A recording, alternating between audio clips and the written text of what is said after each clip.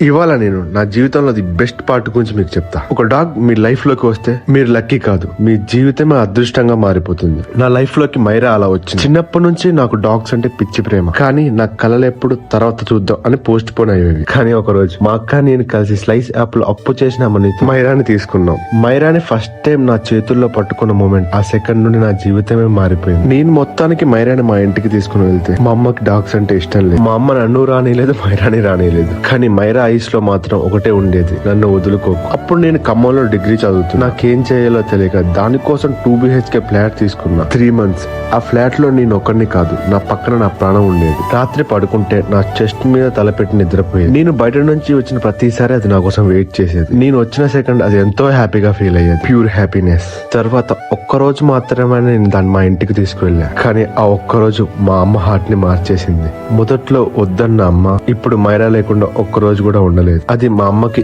ఇంకో పిల్లలా అయిపోయింది. అందుకే చెప్తున్నా, ఒక డాగ్ మీ లైఫ్ లోకి వస్తే మీరు దాన్ని పెంచుకోవడం కాదు, అది మీ హార్ట్ ని పెంచుతుంది. మైరా నాతో ఉండే ప్రతి సెకండ్ నాకు గిఫ్ట్. నా లైఫ్ లో నేను ఎప్పుడు ఎలోన్ కాదు అనే ఫీల్ తెప్పించింది నువ్వే. Happy birthday Mairamma. నువ్వు మా లైఫ్ లోకి వచ్చినప్పుడు మా ఇంట్లో ఫ్లోర్ మీద ఫుట్ ప్రింట్స్ పెట్టలేదు, మా హార్ట్ లో పర్మనెంట్ గా మార్క్ పెట్టావు. లవ్ యూ ఫర్ ఎవర్ నా బంగారం.